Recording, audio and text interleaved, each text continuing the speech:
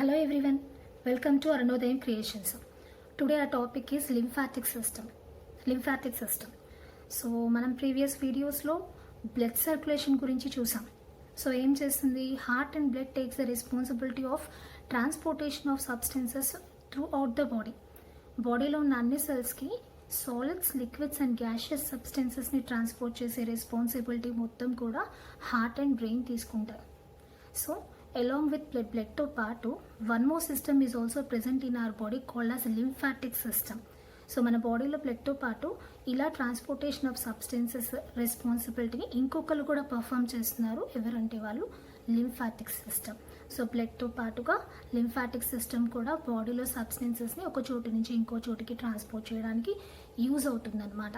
So ఎట్లా use అవుతుంది, lymphatic system అంటే అసలు ఏంటి, వాటి ఫంక్షన్స్ ఏంటో ఇప్పుడు మనం వీడియోలో తెలుసుకుందాం. సో ఒకసారి చూడండి, ఇది మనకి తెలిసిందే blood circulation. So heart, so right chambers of heart has deoxygenated blood, left chambers has oxygenated blood. So left chambers నుంచి ఏం చేస్తాయి, arteries takes oxygenated blood. So left chambers నుంచి ఆక్సిజనేటెడ్ బ్లడ్ని ఆర్టరీస్ తీసుకుని ఏం చేస్తాయి, ఇది transport that oxygenated blood to సెల్స్కి పాస్ చేస్తాయి, బాడీలో ఉన్న డిఫరెంట్ సెల్స్కి. సో అది కూడా ఎలా చేస్తాయి చూడండి, ఆర్టరీస్ ఎండ్స్ విత్ క్యాపిలరీస్ అని చెప్పుకున్నాం. సో ఏం చేస్తాయి, ఆర్టరీస్ ఎండింగ్స్లో they divides into many branches called as blood capillaries. So ఈ బ్లడ్ క్యాపిలరీస్ని మనం ఆర్టీరియోల్స్ అని పిలుస్తున్నాము. So through these arterioles the oxygenated blood ఈ సప్లై టు సెల్స్కి సప్లై అవుతుంది అనమాట, ఆక్సిజన్ ప్లస్ న్యూట్రియన్స్ కూడా. బ్లడ్లో ఇంకా న్యూట్రియన్స్ కూడా ఉంటాయి కదా, glucose, simplified digestive food materials ఉంటాయి కదా, ఆ న్యూట్రియన్స్ అన్నీ కూడా ఈ ఆర్టీరియోల్స్ బ్లడ్లో నుంచి ఏమవుతాయి, సెల్స్లోకి పాస్ అవుతాయి. So after utilisation of these nutrients and oxygen, so సెల్లో ఏమవుతుంది, ఆ న్యూట్రియన్స్ ఆక్సిజన్ మొత్తం కూడా యూటిలైజ్ చేసుకుని ఎనర్జీ రిలీజ్ అవుతుంది. సో ఎక్స్ట్రాగా ఇంకా మనకి వేస్ట్ మెటీరియల్స్ రిలీజ్ అవుతాయి కదా, కార్బన్ డైఆక్సైడ్ లాంటివి. ఈ కార్బన్ డైఆక్సైడ్ ఏమవుతుందంటే from cells they enter into వెయిన్స్లోకి ఎంటర్ అవుతుంది అనమాట. సో మనకి ముందుగానే తెలుసు, veins always carries deoxygenated blood అని.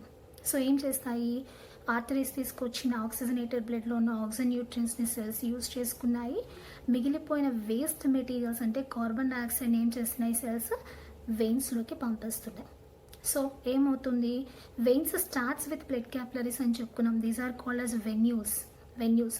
సో ఏమవుతాయి, from cells waste materials like carbon dioxide enters into veins through venules ద్వారా వెళ్తాయి. అండ్ ఈ వెయిన్స్ ఏం చేస్తాయి అంటే టేక్స్ ద డిఆక్సిజనేటెడ్ బ్లడ్, ఆ డిఆక్సిజనేటెడ్ బ్లడ్ని తీసుకుని బాడీ పార్ట్స్ నుంచి they passes that blood to right chambers of the హార్ట్లో రైట్ ఛాంబర్స్కి పాస్ చేస్తుంది అనమాట.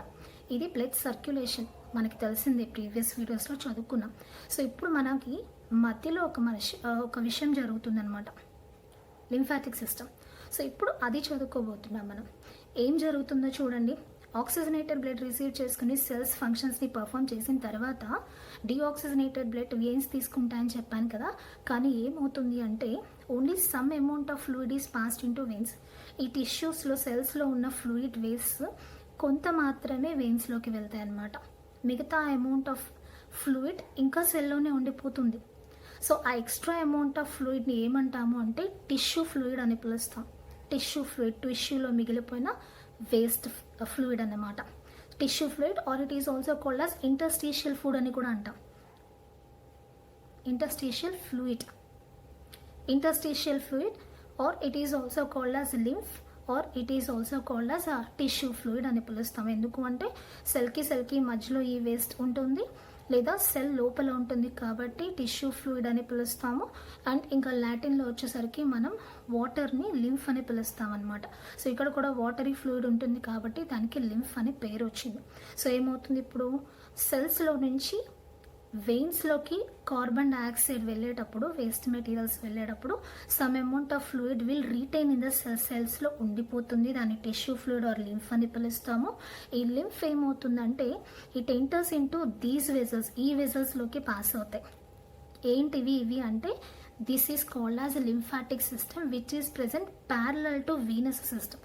వెయిన్స్కి ప్యారలల్గా ఉంటాయి అన్నమాట ఈ వెజల్స్, వాటినే మనం లింఫాటిక్ వెజల్స్ అంటాం. ఈ మొత్తాన్ని కలిపి లింఫాటిక్ సిస్టమ్ అని పిలుస్తాం, which is present through out a body మొత్తం ఉంటుంది, ఈ వెజల్స్ మొత్తం ఉంటాయి అన్నమాట సిస్టమ్. సో ఇప్పుడు ఈ టిష్యూ ఫ్లూయిడ్ ఎప్పుడైతే ఈ లింఫాటిక్ వెజల్స్లోకి ఎంటర్ అవుతుందో ఏం చేస్తుంది అంటే ఈ ఫ్లూయిడ్ బాడీ పార్ట్స్ మొత్తానికి కూడా ట్రాన్స్పోర్ట్ అవుతూనే ఉంటుంది. మధ్యలో ఉన్న ఈ స్వెల్లింగ్స్ని లింఫ్ నోడ్స్ అని పిలుస్తాం. సో ఈ లింఫాటిక్ వెజల్స్ మధ్యలో చిన్న చిన్న స్వెల్లింగ్స్ చూపిస్తాం. ఆ స్వెల్లింగ్స్ని లింఫాటిక్ నోడ్స్ అని పిలుస్తాం. మన బాడీలో యూజువలీ 500 to 600 లింఫ్ నోడ్స్ ఉంటాయి. 500 to 600 లింఫ్ నోడ్స్ అంటే ఇలాంటి స్వెల్లింగ్స్ ఉంటాయి అన్నమాట లింఫాటిక్ వెజల్స్లో. ఎక్కడెక్కడ అంటే మెయిన్గా అండర్ ఆర్మ్స్ దగ్గర, నెక్, చెస్ట్, గ్రాయిన్ దగ్గర ఎక్కువగా ఉంటాయి అన్నమాట ఈ లింఫాటిక్ నోడ్స్. ఈ లింఫ్ నోడ్స్ ఉంటాయి. సో ఏమవుతుంది అంటే ఈ లింఫ్ నోడ్ దగ్గర ఈ టిష్యూ ఫ్లూయిడ్ పాస్ అయ్యి ఈ టిష్యూ ఫ్లూయిడ్లో ఉన్న వైట్ బ్లడ్ సెల్స్ మాత్రం ఇక్కడ అక్యూములేట్ అయిపోతాయి.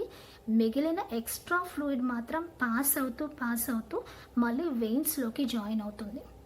So main purpose of lymph fluid ఏంటి అంటే ఏం చేస్తుంది అంటే ఇక్కడ ఫిల్టరింగ్ జరుగుతుంది అనమాట. Accumulation of white blood cells జరుగుతాయి లింఫ్ నోడ్స్లో. ఎట్ లాస్ట్ మిగిలిపోయిన వేస్ట్ ఫ్లూయిడ్ మాత్రం మళ్ళీ వెయిన్స్లోకి జాయిన్ అవుతుంది. ఎందుకు ఇక్కడ అక్యూములేట్ అవుతున్నాయి వైట్ బ్లడ్ సెల్స్ అంటే the play an important role in defensive mechanism. So మన బాడీలోకి ఎంటర్ అయ్యే హార్మ్ఫుల్ మైక్రో ఆర్గానిజమ్స్ ఉంటాయి కదా.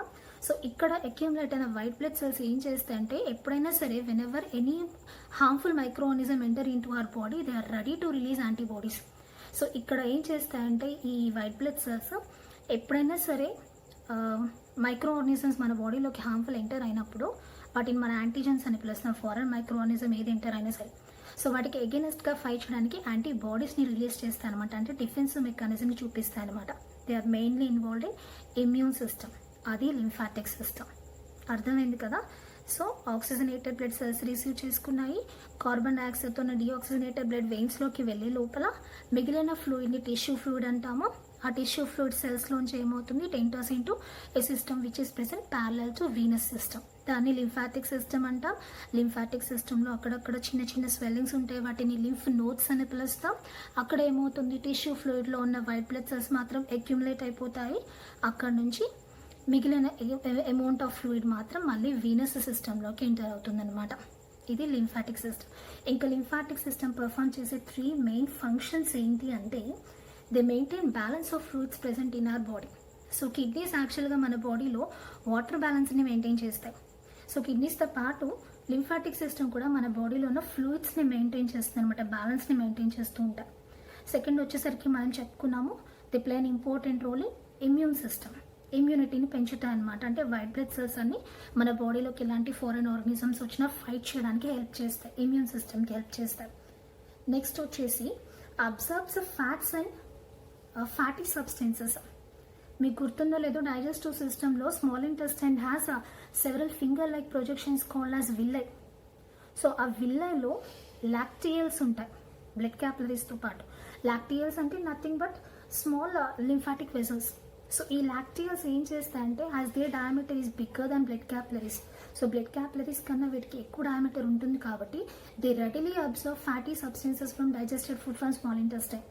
స్మాల్ ఇంటెస్టైన్లో ఉన్న డైజెస్టెడ్ ఫుడ్లోంచి ఫ్యాటీ సబ్స్టెన్సెస్ని ఫాస్ట్గా అబ్జర్వ్ చేసుకుని ఏం చేస్తాయి ఈ సెల్స్కి సప్లై చేస్తాయి. Or they can give it to blood stream బ్లడ్లోకి డైరెక్ట్గా కూడా రిలీజ్ చేసేస్తాయి అనమాట. ఎదురు సెల్స్కైనా సప్లై చేస్తాయి లేదా డైరెక్ట్గా బ్లడ్లోకైనా రిలీజ్ చేస్తాయి అనమాట. సో అబ్జార్ప్షన్ ఆఫ్ ఫ్యాట్స్ అనేది కూడా ఇంపార్టెంట్ ఫంక్షన్ అనమాట లింఫాటిక్ సిస్టమ్కి. నెక్స్ట్ వచ్చేసి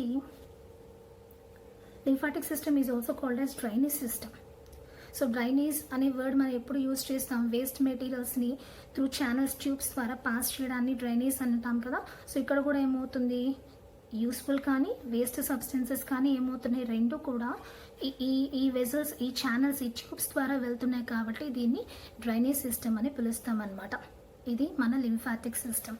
సో యూజువల్గా ఎల్డర్స్ వచ్చేసి డ్యూరింగ్ జర్నీస్ ట్రైన్ జర్నీస్ అలాంటివి చేస్తున్నప్పుడు we usually observe swelling in there legs swell అయిపోయి కనిపిస్తాయి మనకి. So legs and feet and hands also body parts కొంచెం స్వెల్ అయి కనిపిస్తాయి మనకి జర్నీస్ అప్పుడు ఎక్కువగా ఎల్డర్స్లో. ఎందుకు ఈ కండిషన్ ఏమంటామంటే ఎడీమా అని పిలుస్తాం. ఎడీమా. సో ఎందుకు జరుగుతుంది అంటే ఇది యాక్చువల్లీ లింఫాటిక్ వెజల్స్లో ఎలా లింఫ్ ఫ్లో అవుతుంది. మన బ్లడ్ వెజల్స్లో వచ్చేసరికి బ్లడ్ ఎలా మూవ్ అవుతుందంటే with the pressure applied with heart. Heart pressure apply చేస్తుంటుంది, ఆ ప్రెషర్కి బ్లడ్ ఫ్లో అవుతూ ఉంటుంది అన్నమాట. బట్ లింఫాటిక్ వెజల్స్లో వచ్చేసరికి లింఫ్ ఎలా ఫ్లో అవుతుందంటే due to contraction and relaxation of our muscles. So మన మజిల్స్ ఉంటాయి కదా, ఆ మజిల్స్ కాంట్రాక్ట్ రిలాక్స్ అవుతూ ఉంటే ఆ కాంట్రాక్షన్ రిలాక్సేషన్ వల్ల అప్లై అయ్యే ప్రెషర్తో లింఫ్ ఫ్లో అవుతూ ఉంటుంది లింఫాటిక్ వెజల్స్లో. హార్ట్ ఏమి ఇన్వాల్వ్ అవ్వదు ఇక్కడ. And lymphatic vessels has valves ఉంటాయి వాటిలో. వన్ వే డైరెక్షన్ ఆఫ్ ఫ్లోని వన్ వే ఫ్లో జరుగుతూ ఉంటుందన్నమాట. ఒక్కవైపే ఫ్లో అవుతూ ఉంటుందన్నమాట. లింఫ్ అంటే బాడీ పార్ట్స్లో నుంచి వెయిన్స్ వైపుకి వెళ్తుందన్నమాట. సో ఒక డైరెక్షన్లోనే పాస్ అవ్వడానికి వాల్వ్స్ హెల్ప్ చేస్తాయి. ఇంకా ప్రెషర్ని ఎవరు మెయింటైన్ చేస్తారంటే contraction and relaxation of muscles. So మనం ఎప్పుడైతే బాడీలో మూమెంట్ కరెక్ట్గా ఉంటుందో అప్పుడు లింఫ్ కూడా చక్కగా ఫ్లో అవుతూ ఉంటుంది బాడీ మొత్తం. సో ఒక ఏజ్ వచ్చిన తర్వాత మనం బాడీని ఎక్కువ మూవ్ చేయకుండా ఉన్నాము, లేదా జర్నీస్ అప్పుడు ఎక్కువసేపు మూవ్ అవ్వకుండా ఉంటాం కదా, అలాంటి టైంలో ఏమవుతుందంటే ప్రెషర్ అనేది అప్లై అవ్వడం లేదు కాబట్టి లింఫాటిక్ వెజల్స్ అక్యూములేట్ అయిపోతుంది ఫ్లో అవ్వకుండా. అలా అక్యూములేట్ అయిపోవడం వల్ల స్వెల్ అవుతాయి అన్నమాట లింఫాటిక్ వెజల్స్. ఆ స్వెల్లింగ్నే మనం ఏమని చెప్తామంటే ఇడిమా అని చెప్తాం.